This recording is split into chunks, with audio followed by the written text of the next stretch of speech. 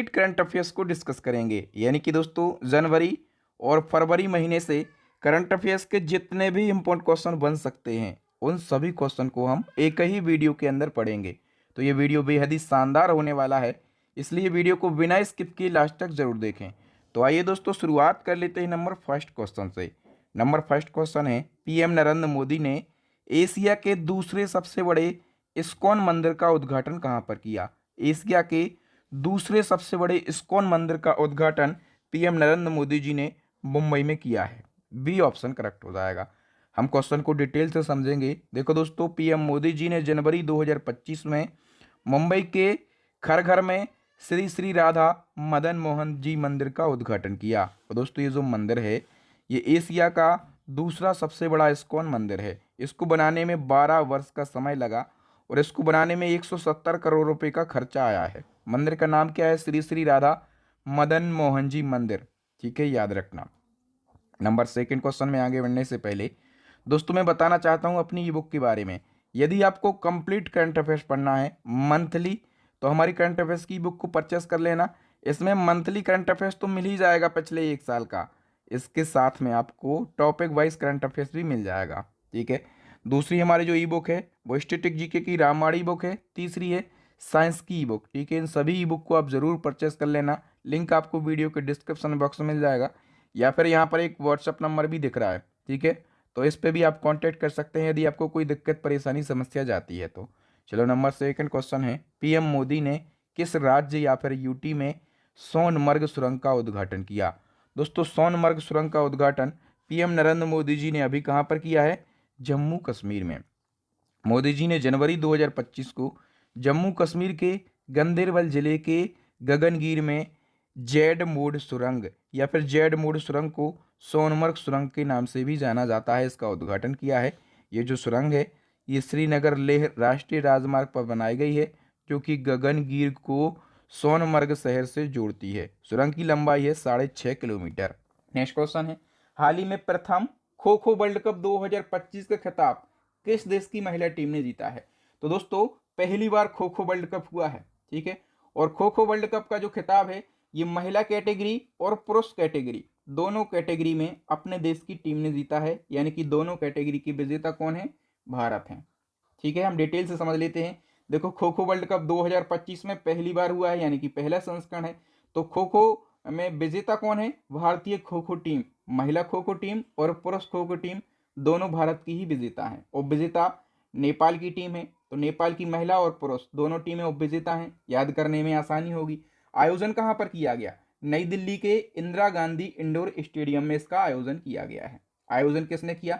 भारतीय खो खो महासंघ और अंतरराष्ट्रीय खो खो महासंघ ने इसका आयोजन किया है। इसका उद्घाटन किया था उपराष्ट्रपति जगदीप धनखड़ ने। शुभंकर, तेजस और तारा को बनाया गया और पहले खो खो वर्ल्ड कप के जो ब्रांड एम्बेसडर हैं ये सलमान खान को बनाया गया था। ठीक है, kho kho federation of India का अध्यक्ष कौन है? तो सुधांशु मित्तल है। ये सारी बातें आपको यहां से याद रखना है। नेक्स्ट क्वेश्चन है, जनवरी 2025 में इसरो के 11वें अध्यक्ष कौन बने हैं? तो दोस्तों इसरो के नए अध्यक्ष बने हैं डॉक्टर वी नारायणन। ठीक है, कौन से नंबर के बने हैं? 11वें नंबर के। अब दोस्तों इसको कैसे याद रखेंगे? इसरो का काम क्या होता है? तो इसरो का काम होता है रॉकेट को लॉन्च करना। और रॉकेट को कहां पर लॉन्च किया जाता है? अंतरिक्ष में रॉकेट को लॉन्च किया जाता है। और हमें बचपन से बताया जा रहा है कि अंतरिक्ष में कौन रहते हैं? नारायण रहते हैं। ठीक है, इसलिए नारायण को इसरो का अध्यक्ष बनाया गया है 11वें नंबर का। ठीक है, याद रखना इनने एस सोमनाथ का स्थान लिया है। और इनको इसरो के अध्यक्ष के अलावा अंतरिक्ष विभाग का सचिव भी बनाया गया है। ठीक है, इसरो भारत की अंतरिक्ष एजेंसी है। इसका फुल फॉर्म होता है इंडियन स्पेस रिसर्च ऑर्गेनाइजेशन। स्थापना 1969 में, हेडक्वार्टर है बेंगलुरु में। वर्तमान में जो चेयरमैन है दोस्तों वो है डॉक्टर वी नारायण। ठीक है, और इसरो के संस्थापक और पहले अध्यक्ष बनाए गए थे विक्रम साराभाई। विक्रम साराभाई को भारतीय अंतरिक्ष कार्यक्रम का जनक कहा जाता है। नेक्स्ट है, सीआरपीएफ के नए महानिदेशक कौन बने हैं? तो दोस्तों सीआरपीएफ के जो डीजी हैं ज्ञानेंद्र प्रताप सिंह बन गए हैं। ठीक है, सीआरपीएफ मतलब सेंट्रल रिजर्व पुलिस फोर्स। स्थापना 1939, हेडक्वार्टर न्यू दिल्ली। आदर्श वाक्य सेवा और निष्ठा। महानिदेशक ज्ञानेंद्र प्रताप सिंह बने हैं। और सीआरपीएफ भारत का 3.25 लाख से ज्यादा कर्मियों के साथ विश्व का सबसे बड़ा अर्धसैन्य बल है। नेक्स्ट है, UIDAI के नए CEO कौन नियुक्त हुए हैं? तो करेक्ट आंसर हो जाएगा Bhuvnesh Kumar. B option correct हो जाएगा। इसको हम आधार कार्ड भी बोलते हैं, UIDAI को। इसका फुल फॉर्म पूछा जाता है तो unique identification authority of India इसका फुल फॉर्म होता है। स्थापना 2009 में, हेडक्वार्टर न्यू दिल्ली, अध्यक्ष हैं जे सत्यनारायण, और CEO कौन बन गए हैं? तो भुवनेश कुमार बन गए हैं। नेक्स्ट है एशियाई विकास बैंक यानी कि ADB के 11वें नंबर के अध्यक्ष कौन बन गए हैं? करेक्ट आंसर हो जाएगा मसातो कांडा। और ADB मतलब एशियन डेवलपमेंट बैंक, इसकी स्थापना 1966 में हुई थी। हेडक्वार्टर कहाँ पर है? तो फिलीपींस के मनीला में हेडक्वार्टर स्थित है। नेक्स्ट क्वेश्चन है 2025 में कुल कितने लोगों को पद्म पुरस्कार दिए गए हैं? तो टोटल पद्म पुरस्कार की बात हो रही है, 139 लोगों को दिए गए हैं। ठीक है। और दोस्तों राष्ट्रपति द्रौपदी मुर्मू जी के द्वारा पद्म पुरस्कारों की घोषणा की गई है। 139 पद्म पुरस्कारों की घोषणा की गई है। 139 पद्म पुरस्कारों में से पद्म विभूषण 7 लोगों को, पद्म भूषण 19 लोगों को और पद्म श्री 113 लोगों को दिए जाएंगे। ठीक है। तो आपसे पूछा जाएगा कि कितने नागरिकों को 2025 में पद्म विभूषण से सम्मानित किया जाएगा? तो आप कहेंगे दोस्तों 7 लोगों को। मैं आपको ऊपर बता चुका हूं, लेकिन ये 7 लोग कौन कौन हैं? ठीक है, किस क्षेत्र से हैं और किस राज्य से बिलोंग करते हैं? एक है दुब्बर नागेश्वर रेड्डी, मेडिसिन के क्षेत्र में ये तेलंगाना से हैं। दूसरे हैं न्यायमूर्ति सेवानिवृत्त जगदीश सिंह खेहर, इनको सार्वजनिक मामले में ये चंडीगढ़ के हैं। नेक्स्ट हैं कुमुदिनी रजनीकांत लाखिया, कला के क्षेत्र में ये गुजरात के हैं। लक्ष्मी नारायण सुब्रमण्यम, इनको भी कला के क्षेत्र में ये कर्नाटक से हैं। MT वासुदेवन नायर, इनको मरणोपरांत सम्मानित किया जाएगा। साहित्य और शिक्षा के क्षेत्र में ये केरला से हैं। ओसामू सुजुकी, इनको भी मरणोपरांत। व्यापार और उद्योग के क्षेत्र में ये जापान देश के हैं। जापान देश के हैं तो स्टार लगा लो, ये पूछा जाएगा। शारदा सिन्हा बिहार की प्रसिद्ध गायिका, इनको बिहार कोकिला के नाम से जाना जाता था। अभी हाल फिलहाल इनका निधन हुआ है तो इनको भी मरणोपरांत कला के क्षेत्र में, और ये बिहार से बिलोंग करते हैं। ठीक है। अब आपसे पूछा जाएगा पद्म भूषण के बारे में। तो पद्म भूषण दिया जाएगा 19 लोगों को। ठीक है। और 19 लोगों की सूची मैंने यहाँ पर लगा दी है, तो आप चाहें तो एक बार क्विक रिवीजन कर सकते हैं, क्योंकि मैंने इसको बिल्कुल डिटेल में पढ़ाया था जब मैंने आपको पद्म भूषण पर एक डेडिकेटेड वीडियो बनाया था, तो आप लोग इसको पढ़ चुके हैं। फिर आपसे पद्मश्री के बारे में पूछा जाएगा, पद्मश्री कितने लोगों को प्रदान किए गए? तो पद्मश्री 113 लोगों को प्रदान किए गए हैं। ठीक है। महाकुंभ मेला जो अभी चल रहा है 2025 में, पूरे 144 सालों के बाद आता है महाकुंभ मेला, तो इसका आयोजन प्रयागराज में चल रहा है। ठीक है। और मैं आपसे एक निवेदन करूंगा, जैसे मैं अपने परिवार वालों को बोलता हूं, आप भी मेरा परिवार है तो मैं आपसे भी बोलूंगा कि महाकुंभ जाइए, लेकिन ऐसा नहीं कि शाही स्नान के दिन ही जाइए, क्योंकि बहुत ज़्यादा भीड़ चल रही है, अभी भगदड़ भी मच गई है। तो आप आराम से जाइएगा। 15 फरवरी 25 फरवरी तक, 26 फरवरी तक चलना है, तो आराम से आप लोग जाइएगा। ठीक है। ग्लोबल फायर पावर इंडेक्स 2025 में किस देश ने टॉप रैंक हासिल करी है? तो सबसे पहले आपको समझना होगा दोस्तों इस इंडेक्स के बारे में। ग्लोबल फायर पावर इंडेक्स ये क्या होता है? दोस्तों इस इंडेक्स में देशों को उनकी सैन्य ताकत के हिसाब से रैंकिंग दी जाती है कि किस देश की सेना कितनी शक्तिशाली है। ठीक है। तो टॉप पर रहा है इसमें अमेरिका। अमेरिका पहले स्थान पर है, और जो रूस है ये दूसरे स्थान पर है। चाइना जो है तीसरे स्थान पर है। भारत की पोजीशन चौथे स्थान पर है। तो ये क्रम याद रखना दोस्तों, अमेरिका का खास करके जो टॉप पर है, और भारत का, ये तो आपको याद रखना ही है। यदि आप चाहें तो चारों याद रख सकते हैं, क्योंकि ये महत्वपूर्ण है। ठीक है। ऑस्ट्रेलियन ओपन 2025 में पुरुष एकल का खिताब किसने जीता है? यह भी महत्वपूर्ण होता है। तो ऑस्ट्रेलियन ओपन में जो मेंस सिंगल का टाइटल है दोस्तों, ये जीत लिया है जेनिक सिनर ने। किसने जीत लिया है? जेनिक सिनर ने। ऑस्ट्रेलियन ओपन जो 4 ग्रैंड स्लैम होते हैं ना, उनमें से है एक। ठीक है। तो मेंस सिंगल का टाइटल जेनिक सिनर ने जीता, इटली के हैं। महिला सिंगल का टाइटल मेडिसन कीज ने जीता है, ये USA की हैं। और जो पुरुष डबल्स है इसका खिताब जीता है हेली ओवारा फिनलैंड के, और हेनरी पैटन ब्रिटेन के हैं। महिला डबल का कतेरिना सिनियाकोवा चेक गणराज्य की हैं, और टेलर टाउनसेंड ये अमेरिका की हैं। नेक्स्ट है यूनिफॉर्म सिविल कोड यानी कि UCC लागू करने वाला आजाद भारत का पहला राज्य कौन सा बन गया है? तो दोस्तों ये बन गया है उत्तराखंड। ए ऑप्शन करेक्ट हो जाएगा। 18वें प्रवासी भारतीय दिवस सम्मेलन 2025 का आयोजन किस शहर में किया गया? तो इसका आयोजन किया गया है उड़ीसा के भुवनेश्वर में। कहां पर? उड़ीसा के भुवनेश्वर में किया गया। दोस्तों जो भारतीय प्रवासी दिवस सम्मेलन है 18वां संस्करण है, और उड़ीसा के भुवनेश्वर में आयोजन किया गया। इसका आयोजन विदेश मंत्रालय के द्वारा किया जाता है। मुख्य अतिथि के तौर पर किसको बुलाया गया था, ये महत्वपूर्ण है। तो क्रिस्टीना कार्ला कंगालू, ये टोबोगो देश की राष्ट्रपति हैं। ठीक है। प्रवासी भारतीय दिवस कब मनाया जाता है, 9 जनवरी को मनाया जाता है। नेक्स्ट देखो, डायरेक्टली क्वेश्चन बनेगा यहां से, 18वें प्रवासी भारतीय दिवस सम्मेलन 2025 के अवसर पर किस देश की राष्ट्रपति क्रिस्टीना कार्ला कंगालू को मुख्य अतिथि बनाया गया। तो मैं आपको ऊपर भी बता चुका हूं, ये त्रिनिदाद और टोबोगो देश की राष्ट्रपति हैं। नेक्स्ट, राष्ट्रपति द्रौपदी मुर्मू ने प्रवासी भारतीय सम्मान पुरस्कार 2025 कितने लोगों को प्रदान किया है। तो राष्ट्रपति जी ने 27 लोगों को यह पुरस्कार प्रदान किया है। ठीक है। गणतंत्र दिवस परेड 2025 में राज्यों और केंद्र शासित प्रदेशों की श्रेणी में किस राज्य की झांकी को प्रथम स्थान मिला है। तो दोस्तों उत्तर प्रदेश की जो झांकी है ना, ठीक है, इसको पहला स्थान मिला है, मतलब सर्वश्रेष्ठ झांकी का पुरस्कार मिला है। 26 जनवरी 2025 को गणतंत्र दिवस यानी कि रिपब्लिक डे की कौन सी वर्षगांठ मनाई गई है। तो 76वीं वर्षगांठ मनाई गई है। ठीक है। पहली वर्षगांठ कब मनाई गई थी, तो 26 जनवरी 1950 को अपना जो भारत का संविधान है ये पूर्ण रूप से लागू हुआ था, इसीलिए भारत ने इसी दिन को अपना पहला गणतंत्र दिवस मनाया था। और अभी 76वीं, कौन सी 76वीं वर्षगांठ मनाई गई है 2025 में। गणतंत्र दिवस समारोह 2025 के मुख्य अतिथि कौन थे। गणतंत्र दिवस पर किसी देश के प्रमुख को मुख्य अतिथि के तौर पर बुलाया जाता है। 2025 में अपन ने किसको बुलाया, प्रबोवो सुबियांतो को। और याद रखना ये कहाँ के राष्ट्रपति हैं, तो ये इंडोनेशिया के वर्तमान राष्ट्रपति हैं। ठीक है। 76वें गणतंत्र दिवस की थीम आपसे पूछी जाएगी, तो थीम क्या रही है, स्वर्णिम भारत, विरासत और विकास, यानी कि दोस्तों golden India, heritage and progress इसकी थीम रही है। नेक्स्ट क्वेश्चन है, 76वें गणतंत्र दिवस समारोह में किस विदेशी सेना ने कर्तव्य पथ पर परेड में हिस्सा लिया।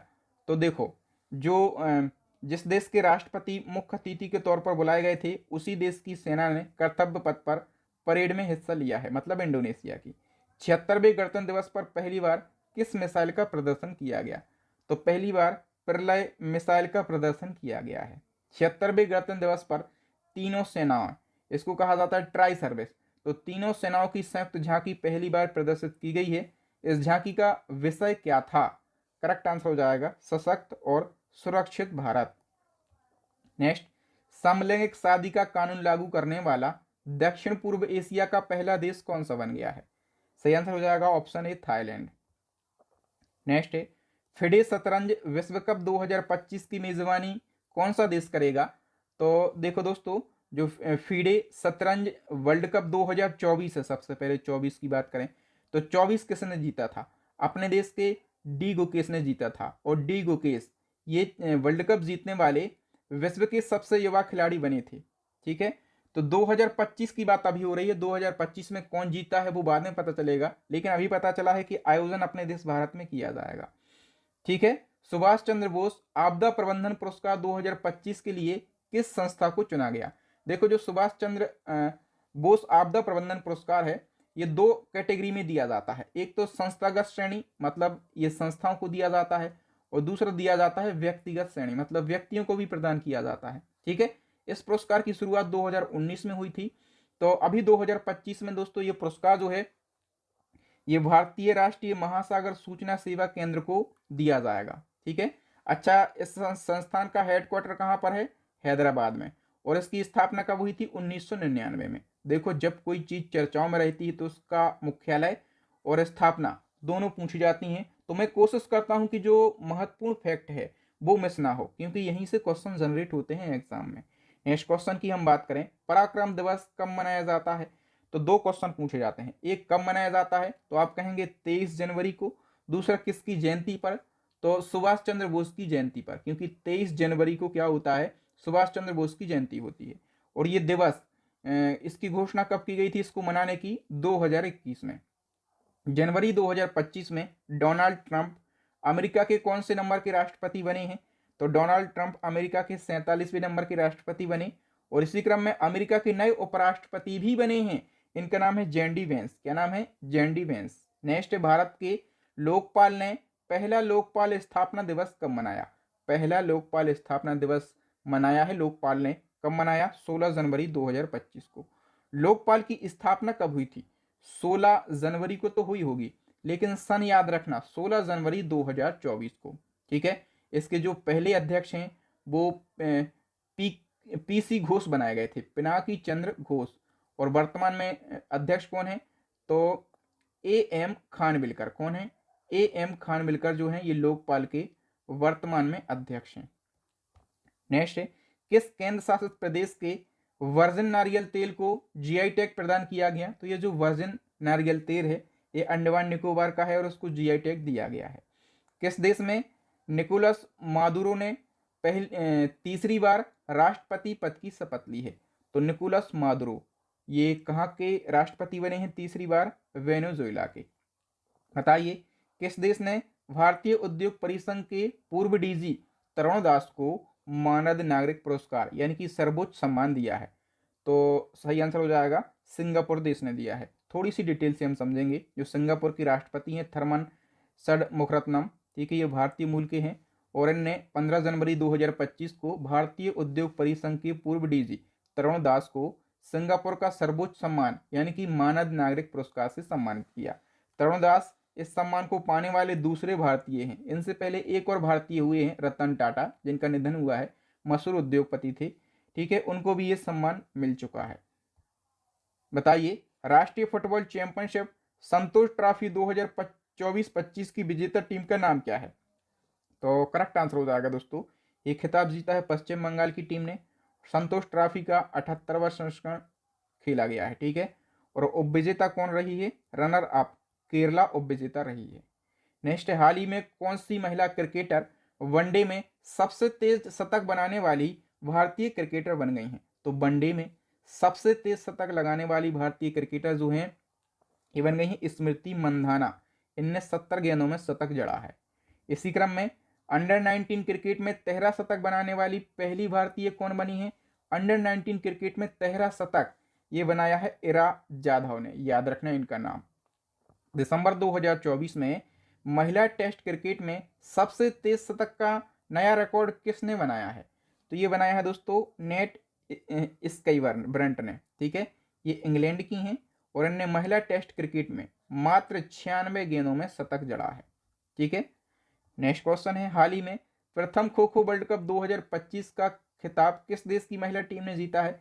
तो ये क्वेश्चन मैं आपको बता चुका हूँ। महिला और पुरुष दोनों जो खिताब हैं ये अपने देश भारत ने जीते हैं। ठीक है, नेक्स्ट क्वेश्चन है, मेजर ध्यानचंद खेल रत्न अवार्ड 2025 से कितने खिलाड़ियों को सम्मानित किया गया?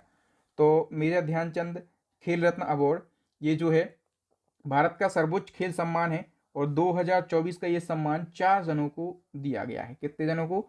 4 जनों को। याद रखना 2024 के जो विजेता हैं उनमें मनु भाकर निशानेबाजी से संबंधित हैं, डी गुकेश शतरंज से संबंधित हैं और ये अभी जो है सबसे युवा विश्व शतरंज खिलाड़ी बने हैं। ठीक है, हरमनप्रीत सिंह हॉकी से संबंधित हैं, प्रवीण कुमार ये पैरा एथलीट हैं। मेजर ध्यानचंद खेल रत्न पुरस्कार भारत का सर्वोच्च खेल सम्मान है। स्थापना 1991 में हुई थी और उस समय इसको राजीव गांधी खेल रत्न पुरस्कार के नाम से जाना जाता था, लेकिन 2021 में सरकार ने इसका नाम बदलकर मेजर ध्यानचंद खेल रत्न पुरस्कार कर दिया है। इस पुरस्कार में 25 लाख रुपए की नगद राशि, एक पदक और एक प्रमाण पत्र दिया जाता है। इसके पहले विजेता थे विश्वनाथन आनंद। 1991-92 में इन्हें ये खिताब जीता था। कितने खिलाड़ियों को अर्जुन पुरस्कार 2024 मिला है? तो अर्जुन पुरस्कार टोटल 34 खिलाड़ियों को मिला है। कौन कौन से खिलाड़ी हैं? ठीक है, मैंने यहाँ पर लिस्ट बना दी है, लेकिन 34 खिलाड़ियों को अर्जुन पुरस्कार मिला है। ठीक है, तो इन 34 खिलाड़ियों में से दोस्तों 2 खिलाड़ी ऐसे हैं जिनको लाइफ टाइम कैटेगरी में अर्जुन पुरस्कार मिला है। 2 खिलाड़ियों को लाइफ टाइम कैटेगरी में, बाकी जो 32 खिलाड़ी हैं दोस्तों इनको सामान्य कैटेगरी में अर्जुन पुरस्कार दिया गया। तो जो लाइफ टाइम कैटेगरी के विजेता हैं, एक है सुच्चा हैं, एथलेटिक्स हैं, दूसरे हैं मुरलीकांत पेटकर, ये पैरा स्विमिंग से संबंधित हैं। तो इनके नाम मैंने आपको बता दिए। बाकी के जो 32 विजेता हैं सामान्य श्रेणी के, उनके नाम की लिस्ट लगा दी है, आप पढ़ लेना। टेलीग्राम पे भी ये लिस्ट आपको देखने के लिए मिल जाएगी। बताइए दोस्तों, Dronacharya award for outstanding coach 2024 कितने कोचों को मिला है? देखो, जो द्रोणाचार्य पुरस्कार है, नाम से लग रहा होगा द्रोणाचार्य कौन थे, तो द्रोणाचार्य जो हैं वो गुरु थे। मतलब जो द्रोणाचार्य अवार्ड है ये किन को दिया जाता है? गुरुओं के लिए, मतलब कोचों के लिए ये प्रदान किया जाता है। और ये पुरस्कार एक तो रेगुलर कैटेगरी में दिया जाता है, दूसरा दिया जाता है लाइफ टाइम कैटेगरी में। तो अभी जो है दोस्तों रेगुलर कैटेगरी की बात हो रही है, तो रेगुलर कैटेगरी में ये जो पुरस्कार है ये 3 कोचों के लिए प्रदान किया गया है। उन 3 कोचों के नाम क्या हैं? एक है सुभाष राणा, पैरा शूटिंग से संबंधित, दीपाली देशपांडे शूटिंग से संबंधित, संदीप सांगवान ये हॉकी के कोच हैं, ठीक है। और जो द्रोणाचार्य अवार्ड है लाइफ टाइम कैटेगरी का, ये कितने कोचों को मिला है? तो लाइफ टाइम कैटेगरी का 2 कोचों को प्रदान किया गया। एक एस मुरलीधरन बैडमिंटन के कोच हैं, दूसरे अरमांडो एनगेलो कोलाको ये फुटबॉल के कोच हैं। इन 2 जनों को लाइफ टाइम कैटेगरी में द्रोणाचार्य अवार्ड दिया गया है, ठीक है। एक और होता है मौलाना अबुल कलाम आज़ाद ट्रॉफी, इसको माका ट्रॉफी के नाम से जाना जाता है। तो माका ट्रॉफी दोस्तों जो है 3 संस्थानों को मिली है। एक तो चंडीगढ़ यूनिवर्सिटी, ठीक है, ये विजेता है। चंडीगढ़ यूनिवर्सिटी जो है माका ट्रॉफी की विजेता है। और जो लवली प्रोफेशनल यूनिवर्सिटी है ये उपविजेता है। गुरु नानक देव विश्वविद्यालय है अमृतसर, ये जो है द्वितीय उपविजेता है। मतलब इन तीनों संस्थानों को माका ट्रॉफी प्रदान करी गई है। माका ट्रॉफी जो है मौलाना अबुल कलाम आज़ाद के नाम पर दी जाने वाली ये प्रतिष्ठित ट्रॉफी है। और ये जो है ये trophy all India university game में प्रदर्शन करने वाली यूनिवर्सिटियों को प्रदान की जाती है।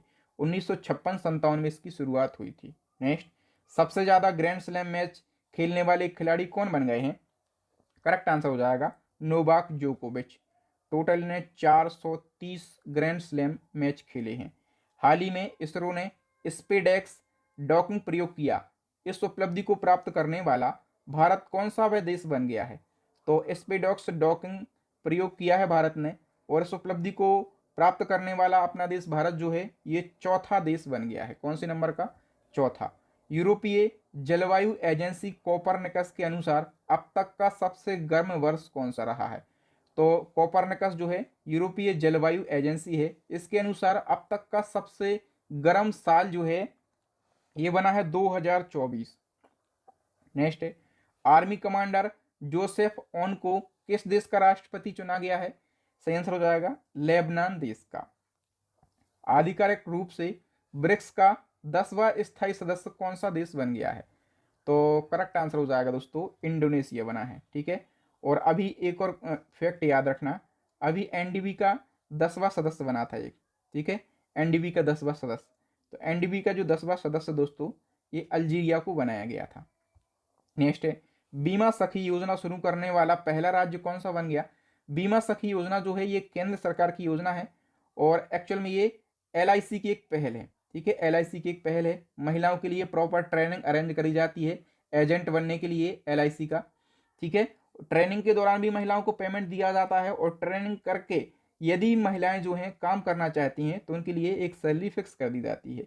यह है बीमा सखी योजना। इस योजना की शुरुआत मोदी जी ने करी थी, ठीक है। और दोस्तों इसको शुरू करने वाला पहला राज्य बन गया है हरियाणा। याद रखना, समुद्र के ऊपर भारत का पहला ग्लास ब्रिज कहां पर बनाया गया? समुद्र के ऊपर भारत का पहला ग्लास ब्रिज कन्याकुमारी में बनाया गया है, ठीक है, तमिलनाडु के कन्याकुमारी में, ठीक है। और कन्याकुमारी में तिरुवल्लुर प्रतिमा को विवेकानंद रॉक मेमोरियल से यह ब्रिज जोड़ेगा। याद रखना, समुद्र के ऊपर भारत का पहला ग्लास ब्रिज है। इसका उद्घाटन किया है तमिलनाडु के सीएम एम.के. स्टालिन ने। इस ब्रिज की लंबाई कितनी है? 77 मीटर, चौड़ाई है 10 मीटर, ऊंचाई है 133 फीट। भारत का एक फैक्ट याद रखो, भारत का सबसे लंबा कांच का पुल जो है ये केरल के इडुक्की जिले में स्थित है, ठीक है। और ये समुद्र के ऊपर भारत का पहला ग्लास ब्रिज है। हाल ही में पंजाब नेशनल बैंक का एमडी एंड सीईओ किसे नियुक्त किया गया है? अशोक चंद्रा के लिए। जो पंजाब नेशनल बैंक है स्थापना 1894, headquarter new Delhi, Ashok Chandra MD और सीईओ बने हैं। देखो जो पंजाब नेशनल बैंक है इसके संस्थापक पूछे जाते हैं दयाल सिंह मजीठिया और लाला लाजपत राय इसके संस्थापक थे। निम्नलिखित में से किस देश ने 18वें सूर्यकिरण सैन्य अभ्यास की मेजबानी की है? तो 18वें सूर्यकिरण सैन्य अभ्यास की मेजबानी करी है नेपाल ने। किस देश ने? नेपाल ने। तो जो सूर्यकिरण सैन्य अभ्यास है भारत और नेपाल के बीच में होता है। आयोजन नेपाल के सलझंडी में किया गया। 18वां संस्करण है। सूर्यकिरण सैन्य अभ्यास एक बटालियन स्तर का अभ्यास है और इसमें 11वीं गोरखा राइफल रेजिमेंट की टुकड़ी ने भाग लिया है 2025 में। हाल ही में किस देश ने दुनिया का सबसे शक्तिशाली हाइड्रोजन ट्रेन इंजन विकसित किया है? दुनिया का सबसे शक्तिशाली हाइड्रोजन ट्रेन इंजन ये विकसित कर लिया है अपने देश भारत ने। डी ऑप्शन करेक्ट आंसर हो जाएगा। काफी महत्वपूर्ण क्वेश्चन है। अपने देश भारत ने दुनिया का सबसे शक्तिशाली हाइड्रोजन ट्रेन इंजन विकसित कर लिया है। इस इंजन का आउटपुट है 1200 हॉर्स पावर। दुनिया में केवल 4 देशों के पास हाइड्रोजन से चलने वाली ट्रेनें हैं। जर्मनी पहला ऐसा देश है जिसने हाइड्रोजन से चलने वाली ट्रेन लॉन्च करी थी। दूसरा चाइना है, तीसरा फ्रांस है और चौथा जो है ये स्वीडन है। ठीक है, और अब भारत भी बन गया है। तो भारत की पहली हाइड्रोजन संचालित ट्रेन तमिलनाडु में इंटीग्रल कोच फैक्ट्री के द्वारा विकसित की गई थी, याद रखना। और हाइड्रोजन ट्रेन इंजन दुनिया का सबसे शक्तिशाली अपने देश भारत ने विकसित किया है, मतलब ये बड़ी उपलब्धि है भारत के लिए। जनवरी 2025 में किस देश ने अंतरिक्ष में पौधों की वृद्धि का अध्ययन करने के लिए क्रॉस परीक्षण किया है? अंतरिक्ष में पौधों की वृद्धि का अध्ययन करने के लिए जो क्रॉस परीक्षण है दोस्तों, ये इसरो ने किया है, अपने देश की स्पेस एजेंसी ने किया है। नेक्स्ट है, सरकार ने कहां पर युद्ध क्षेत्र पर्यटन को बढ़ावा देने के लिए भारत रणभूमि दर्शन ऐप लॉन्च किया? तो कहां पर किया है सरकार ने ये ऐप लॉन्च? करेक्ट आंसर हो जाएगा महाराष्ट्र के पुणे में। और ये ऐप लॉन्च किसने किया है? रक्षा मंत्री राजनाथ सिंह ने ये ऐप लॉन्च किया है। हाल ही में किस राज्य में विश्व स्तरीय पुरातत्व अनुभवात्मक संग्रहालय का उद्घाटन किया गया? किस राज्य में किया गया?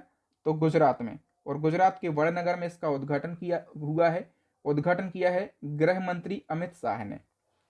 हाल ही में बीसीसीआई का नया लोकपाल किसे नियुक्त किया गया? देखो, बीसीसीआई के अंदर यदि कोई विवाद हो जाता है तो उसका निपटारा करने के लिए एक पद बनाया गया है, ठीक है, लोकपाल। तो बीसीसीआई का जो लोकपाल है अरुण मिश्रा के लिए बनाया गया है। हाल ही में प्लास्टिक मुक्त महाकुंभ के लिए कौन सा अभियान शुरू किया गया? तो करेक्ट आंसर हो जाएगा दोस्तों वन प्लेट वन थैला अभियान। ठीक है, सी ऑप्शन करेक्ट हो जाएगा। एक प्लेट एक थैला इसको हम बोलेंगे। ये अभियान जो है ये महाकुंभ को प्लास्टिक मुक्त बनाने के लिए शुरू किया गया है आरएसएस के द्वारा, यानी कि राष्ट्रीय स्वयंसेवक संघ के द्वारा यह अभियान शुरू किया गया। और उद्देश्य प्लास्टिक मुक्त महाकुंभ बनाना। इस पहल के अंतर्गत डिस्पोजल प्लास्टिक की वस्तुओं की जगह कपड़े के थैले और स्टील की प्लेट और गिलास वितरित करने को बढ़ावा दिया गया। नेक्स्ट क्वेश्चन है, हाल ही में कौन से वेतन आयोग के गठन को मंजूरी मिल गई है? तो 8वां वेतन आयोग गठित होगा। ठीक है, इसको मंजूरी मिल गई है। थोड़ी सी हम डिटेल से समझ लेते हैं। कैबिनेट ने जनवरी 2025 में केंद्र सरकार के कर्मचारियों और पेंशन भोगियों के वेतन में संशोधन के लिए 8वें वेतन आयोग के गठन को मंजूरी दे दी है। और इससे दोस्तों वर्ष 2026 में लागू कर दिया जाएगा। केंद्र सरकार अपने कर्मचारियों के वेतन ढांचों में संशोधन के लिए प्रत्येक दशक में एक बार वेतन आयोग का गठन करती है। जो 7वां वेतन आयोग है 2016 में गठित हुआ था, इसका कार्यकाल 26 में समाप्त हो रहा है। ठीक है, इसलिए जो है 8वें वेतन आयोग को मंजूरी दी गई है। नेक्स्ट क्वेश्चन है, हाल ही में किस राज्य सरकार ने आपातकालीन के दौरान जेल गए व्यक्तियों को 20,000 रुपये पेंशन की घोषणा करी है? आपातकाल के दौरान जो जेल गए थे उनको 20,000 रुपये की पेंशन दी जाएगी। ऐसी घोषणा किस राज्य ने कर दी दोस्तों? उड़ीसा राज्य ने ऐसी घोषणा कर दी है।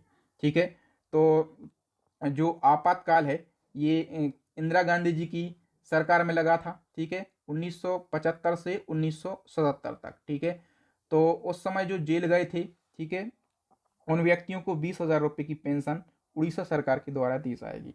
हाल ही में जारी विश्व भविष्य कौशल सूचकांक 2025 में भारत किस स्थान पर रहा है? करेक्ट आंसर हो जाएगा इसमें भारत 25वें स्थान पर रहा है। जो दोस्तों विश्व भविष्य कौशल सूचकांक है ये लंदन स्थित कोकरेली साइमंड्स संस्था के द्वारा जारी किया गया। टॉप पर यूके है, दूसरे नंबर पे यूएस है, तीसरे नंबर पे है कनाडा। और ये जो सूचकांक है 4 मापकों के आधार पर तैयार किया जाता है। एक कौशल अनुकूलता, अकादमिक तत्परता, भविष्य का काम और आर्थिक परिवर्तन। और इस इंडेक्स में अपना देश भारत 25वें स्थान पर रहा है। हाल ही में गृह मंत्री अमित शाह ने कितने हवाई अड्डों पर फास्ट ट्रैक इमिग्रेशन का शुभारंभ किया है? तो करेक्ट आंसर हो जाएगा दोस्तों 7 हवाई अड्डों पर। ठीक है, गृह मंत्री अमित शाह ने 7 हवाई अड्डों पर फास्ट ट्रैक इमिग्रेशन का शुभारंभ किया। 7 हवाई अड्डे हैं मुंबई, चेन्नई, कोलकाता, बेंगलुरु, हैदराबाद, कोचीन और अहमदाबाद। ठीक है, तो इन हवाई अड्डों पर इस सेवा का शुभारंभ किया जाएगा। इससे जो निर्बाध और सुरक्षित अंतर्राष्ट्रीय यात्रा है ये संभव हो सकेगी। हाल ही में प्यूमा इंडिया का नया ब्रांड एम्बेसडर किसे बनाया गया है? पीवी सिंधु के लिए। किसको?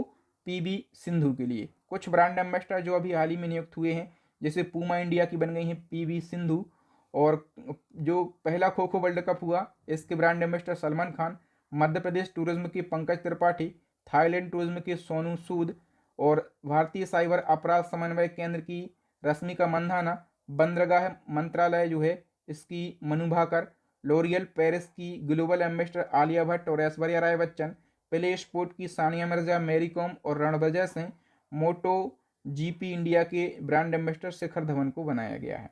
नेक्स्ट है विकेट कीपर सैयद किरमानी, जो कि 1983 के जो क्रिकेट वर्ल्ड कप हुआ था, ठीक है, तो उसमें विजेता टीम का हिस्सा रहे हैं सैयद किरमानी। इनकी ऑटोबायोग्राफी अभी लॉन्च हुई है। ऑटोबायोग्राफी का नाम बताओ इनकी। तो करेक्ट आंसर हो जाएगा दोस्तों, इनकी ऑटोबायोग्राफी का नाम जो है ये है स्टम्प्ड है। बी ऑप्शन करेक्ट हो जाएगा, चूंकि ये विकेट कीपर थे, ठीक है, तो ऐसा याद रखना स्टंप के बहुत ज़्यादा करीब ये रहते ही थे, तो स्टम्प्ड इनकी ऑटोबायोग्राफी का नाम दिया गया है। नेक्स्ट है भोपाल गैस त्रासदी के कितने वर्ष बाद जनवरी 2025 में यूनियन कार्बाइड के कचरे को हटाया गया है? देखो अभी वहां का कचरा हटाया गया है भोपाल गैस त्रासदी का। कितने साल बाद ये कचरा हटा है? 40 साल बाद। थोड़ी सी डिटेल से हम समझेंगे इस क्वेश्चन को। भोपाल गैस त्रासदी कब हुई थी? 2 और 3 दिसंबर को हुई थी 1984 में। ठीक है, किस फैक्ट्री की दुर्घटना है? भोपाल में यूनियन कार्बाइड नाइट की फैक्ट्री है, और यूनियन कार्बाइड को अब डॉव केमिकल के नाम से जाना जाता है। ठीक है, किस गैस का रसा हुआ था? तो जहरीली गैस थी मिथाइल आइसोसाइनाइड, इसको MIC कहा जाता है शॉर्ट में। कितने लोगों की मौत हुई थी?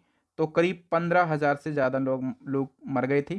ठीक, मतलब 15,000 से ज़्यादा लोगों की मौतें हुई थी, लेकिन सरकार ने कहा था कि 5,779 लोगों की मौत हुई है। ये सरकारी आंकड़े हैं, इसको आप मौजूद माने।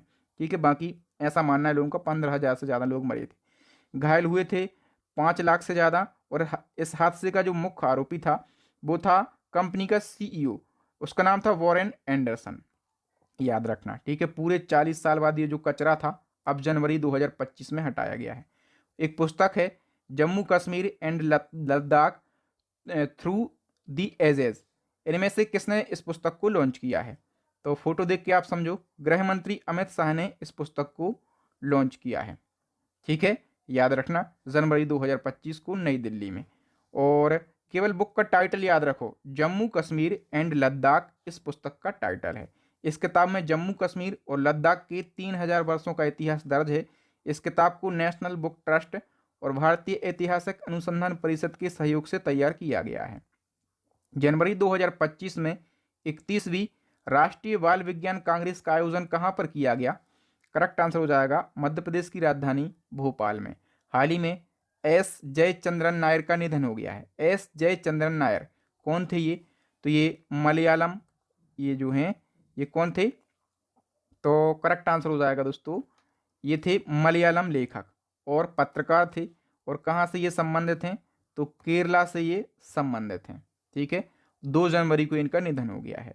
वैज्ञानिक डॉक्टर राजगोपाला चिदम्बरम का निधन हो गया है 4 जनवरी को। वो क्या थे? तो डॉक्टर राजगोपाला चिदम्बरम की बात करें, ये परमाणु ऊर्जा आयोग के अध्यक्ष भी रह चुके हैं, भारत के मुख्य वैज्ञानिक सलाहकार भी रह चुके हैं, भाभा एटॉमिक रिसर्च सेंटर के डायरेक्टर भी रह चुके हैं। मतलब ये सभी पदों पर रह चुके हैं, महत्वपूर्ण पर्सनालिटी थे इसका मतलब। राजगोपाला चिदम्बरम, जन्म चेन्नई में हुआ था। 4 जनवरी को इनका निधन हो गया है। इन्होंने 1974 की न्यूक्लियर टेस्टिंग टीम में अहम भूमिका निभाई। 1998 में जो पोखरण परमाणु टेस्ट हुआ था, ठीक है, उस टीम का ये हिस्सा थे और उस टीम को ये लीड कर रहे थे। और इनको 1975 में पद्मश्री, 1999 में पद्म विभूषण और 1990 में ये भाभा एटॉमिक रिसर्च सेंटर के डायरेक्टर रहे। परमाणु ऊर्जा आयोग के अध्यक्ष भी रहे 93 से 2000 तक। भारत के मुख्य वैज्ञानिक सलाहकार भी रहे 2002 से 2018 तक। ठीक है, काफ़ी फेमस पर्सनालिटी। नेक्स्ट, एशिया का सबसे बड़ा एयर शो एरो इंडिया 2025 का आयोजन कहाँ पर होगा? तो करेक्ट आंसर हो जाएगा बेंगलुरु में इसका आयोजन किया जाएगा। अभी दोस्तों पी जयचंद्रन का